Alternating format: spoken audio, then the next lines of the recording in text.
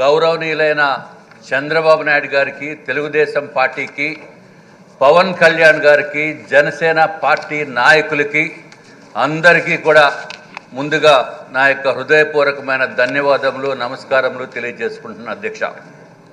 అధ్యక్ష, నేను ఏదైతే మాట్లాడదామనుకున్నానో మిగిలిన సభ్యులందరూ అదే మాట్లాడిస్తారు అధ్యక్ష. ఇక నాకు మాట్లాడటానికి పెద్దగా లేదు. అయినప్పటికీ రిపీట్ చేయడం అనేది సాంప్రదాయం కాదు. కాబట్టి మళ్ళీ మీరు సమయము కొంచెం తగ్గించి మాట్లాడమని సూచనలు చేసిన దాని వలన అతి తక్కువగానే మాట్లాడతాను అధ్యక్ష. మిమ్మల్ని ఎంతో ఉన్నతమైన స్థానంలో కూర్చోబెట్టినందుకు 3 పార్టీల వారికి ధన్యవాదములు తెలియజేసుకుంటూ, మీ రోల్ అధ్యక్ష ఇది చిన్న విషయం కాదు.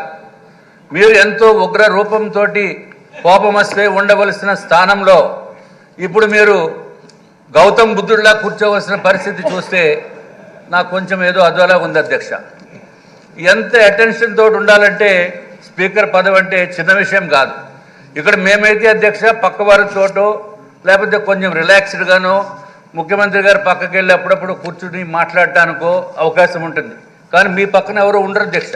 పక్కన మాట్లాడటానికి ఉండదు, ఏదైనా దగ్గు వస్తున్నా పెద్దగా చేయడానికి ఉండదు, కోపం వచ్చినా చూపించడానికి ఉండదు, ఏదైనా గోకుందామంటే అది కూడా ఉండదు అధ్యక్ష.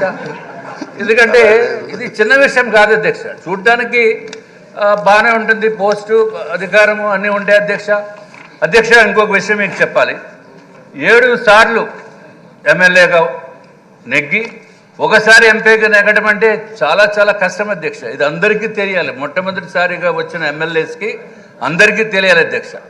నేను 2వ ఎమ్మెల్యేగా అయ్యేటప్పటికే నాకు సగం గరిపింది అధ్యక్ష. చాలా కష్టం అధ్యక్ష.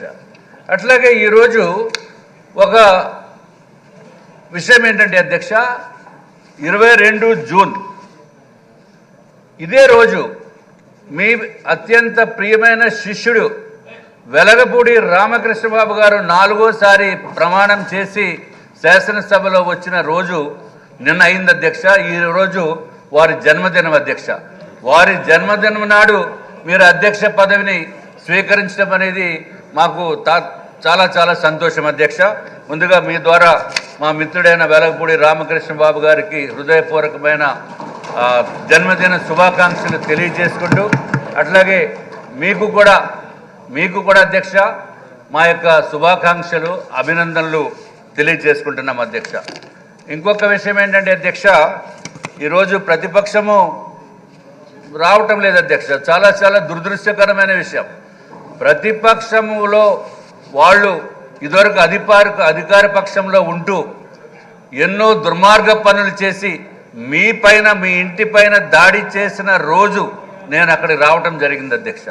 మీ దాడి చేసిన మీ ఇంటి పైన చిన్న విషయానికి పెద్ద ఇష్యూ చేసేసి వందలాది మంది పోలీసులు పెట్టి మీ ఇంటి పైన దాడి చేసి మిమ్మల్ని ఎంతో మానసికంగా, మీ కుటుంబ సభ్యుల్ని కూడా మానసికంగా హింసించి రకరకాల ఇబ్బందులు పెట్టి ఎన్నో కేసులు మీ పైన పెట్టి ఎంతో దుర్మార్గపు పనులు చేసిన వైఎస్ఆర్సీపీ పార్టీ ఈరోజు సభకు కూడా రానటువంటి పరిస్థితి చూస్తూ ఉంటే, అంటే మిమ్మల్ని చూస్తేనే భయంతో ఈ ఒక్కరోజు రావటం మానేశారా, లేకపోతే ఇంకా రానున్న కాలంలో 5 సంవత్సరాలు కూడా వారు రావటం మానేస్తారా అనేది నాకైతే అనుమానం ఉంది అధ్యక్ష. కానీ మనం ఎంతో హుందాతనంతో నిన్న గౌరవ ముఖ్యమంత్రి గారి సూచనల ప్రకారము వారు జగన్మోహన్ రెడ్డి గారు వెహికల్ కూడా లోపలికి తీసుకుని వచ్చిన తర్వాత, జగన్మోహన్ రెడ్డి గారు ఇక్కడ వచ్చి వారు కూర్చున్న తర్వాత నేను కూడా వారి దగ్గరికి వెళ్ళి కరచాలనం చేసి వారికి అభినందనలు తెలియజేసిన సందర్భం జరిగింది అధ్యక్ష. అంటే ప్రతిపక్షంలో ఉన్న వారికి కూడా ఎన్డీఏ కూటమి తప్పనిసరిగా అత్యంత గౌరవం ఇస్తుంది అని చెప్పడానికి 2 ఉదాహరణలు అధ్యక్ష. తమరు కూడా రానున్న కాలంలో వాళ్ళు వస్తే మంచిది, రాకపోతే మరి ప్రతిపక్షం లేనటువంటి పరిస్థితుల్లో సభ చప్పగా ఉండకూడదు. కాబట్టి కొంచెం ఏదైనా అవకాశం ఉంటే నాకు కొంచెం ఎక్కువ అవకాశం ఇవ్వండి అధ్యక్ష మాట్లాడేదానికి. వస్తే అన్ని సమస్యలు మనం మాట్లాడుకుందాము. తప్పనిసరిగా మంచి అభివృద్ధి కార్యక్రమాల్ని మనం చేపడదాం అధ్యక్ష. కానీ ఎందుకో మరి రెండోసారి వచ్చినప్పుడు వీళ్ళు ప్రతిపక్షంలో రావాలని నా యొక్క మనస్ఫూర్తిమైన కోరిక అధ్యక్ష. నన్ను మా పార్టీ వారు ఎంపీకి వెళ్ళమంటే నేను ఎంపీకి వెళ్ళడం జగన్మోహన్ రెడ్డిని ఫేస్ చేయాలనే ఉద్దేశంతో నేను ఎమ్మెల్యేకి వచ్చాను అధ్యక్ష.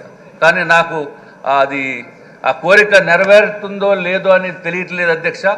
తర్వాత ఎప్పుడైనా వస్తే చాలా సంతోషము, వారు కూడా తప్పనిసరిగా రావాలని నేను కూడా కోరుకుంటున్నాను అధ్యక్ష. సభకి వస్తేనే కానీ ఆ ప్రతిపక్షము ఉండాలి అధ్యక్ష. తప్పనిసరిగా మీ యొక్క మనస్తత్వము, మీ యొక్క వ్యక్తిత్వము ఉన్నతమైన స్థానాన్ని మిమ్మల్ని అధిరోహించింది. తప్పనిసరిగా మీకు మరి ఒక్కసారి భారతీయ జనతా పార్టీ తరఫున నా యొక్క వ్యక్తిగతంగాను కూడా మీకు ధన్యవాదములు, శుభాకాంక్షలు తెలియజేస్తున్నాను.